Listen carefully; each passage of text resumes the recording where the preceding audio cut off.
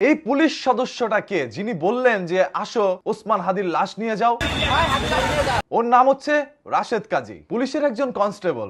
ইতিমধ্যেই সোশ্যাল মিডিয়ার মধ্যে অসংখ্য মানুষ বলছে আমি 50,000 টাকা দিব যদি ওকে ধরিয়ে দিতে পারো বা আমাদের হাতে তুলে দাও। এইভাবে প্রত্যেকটা মানুষ এই রাশেদ কাজীকে নিয়ে পোস্ট করে যাচ্ছে। তবে শুধুমাত্র ওই কিন্তু নয়, এরকম অসংখ্য পুলিশ সদস্য আজ একইভাবে তাদেরকে এই ধরনের কথাগুলো বলেছে। কেউ অঙ্গভঙ্গিতে বলেছে, কেউ হুজুরদেরকে সামনে পেয়ে শাপলা চত্বরের মতো আচরণ করেছে। পুলিশের একজন কনস্টেবল যদি বলে আয় ওসমান হাদির লাশ নিয়ে যা, তাহলে সে জানে যে ওসমান হাদি আসলে কোথায় আছে। এই জন্য মানুষ এখন তাকে নিয়ে পুরো সোশ্যাল মিডিয়া ভরে ফেলছে। একের পর এক মানুষ তার পরিচয় পত্র আপলোড করা শুরু করেছে। এখন আমার কাছে একটা জিনিস খুব ভয় লাগতেছে, এই যে পুলিশ সদস্য ওকে যেইভাবে খোঁজাখুঁজি করতেছে, আল্লাহ না করুক ওর উপরে যেন সাধারণ জনগণ কোনো ধরনের আক্রমণ না করে। আপনারা তো চিনেছেন এটাই বেশি যে এরকম 2-4 জন আছে পুলিশ সদস্যর মাঝখানে যারা এই দেশের মধ্যে অস্থিতিশীল পরিবেশ সৃষ্টি করতে চায়। আজ দেখলাম যখন মানুষ ওকে নিয়ে পোস্ট করে বলছে ওসমান হাদিকে নিয়ে এইভাবে ব্যঙ্গ করে কেন কথা বললো এবং ওসমান হাদির লাশ কেন ও দিতে চাইলো, ঠিকানা দিতে চাইলো, এই ধরনের মানুষ যখন একের পর এক মতামত প্রকাশ করছিল তখন ওইখানে অসংখ্য পুলিশ সদস্যরা হাহারি এক দিচ্ছে, তারা মজা পাচ্ছে। অনেকে আলহামদুলিল্লাহ বলছে আজকের পরিস্থিতি নাকি খুবই সুন্দর।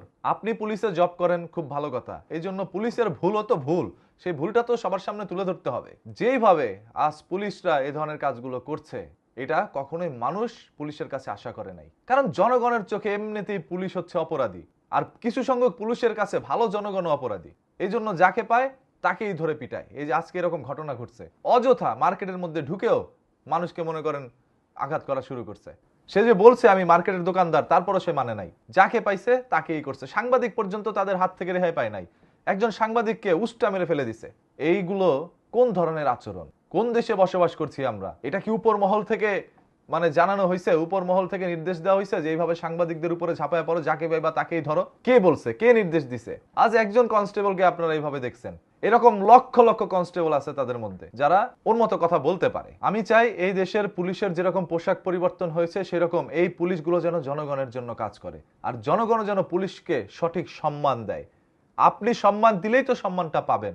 পুলিশ তো হুকুমে কাজ করছে, নির্দেশ অনুযায়ী আপনাদের সামনে এসে ব্যারিকেড দিয়ে দাঁড়িয়েছে, উপর থেকে বলছে তোমরা ওদেরকে থামাও। এই জন্য তারা সর্বোচ্চ চেষ্টা করে থামানোর চেষ্টা করছে। ওই লাঠিচার্জ না করলেও তো জনগণ হয়তো বা ওইখান থেকে সরে যেত না, এবং পানি তারপরে টিয়ারশেল না দিলেও তো তারা ওইখান থেকে যেত না। এবং একটি পোস্টে দেখলাম ওসমান হাদির স্ত্রীর উপরে জল কামান দেওয়া হয়েছে। এই জিনিসগুলো খুবই খারাপ হয়েছে। আজকে নির্বাচনের আর মাত্র 5-6 দিন বাকি, তো দেখা যাক পরবর্তী সরকার এই দেশের কে আসে। যেই আসবেন সেই সর্বপ্রথম ওসমান হাদিকে নিয়ে সংসদে কথা বলবেন।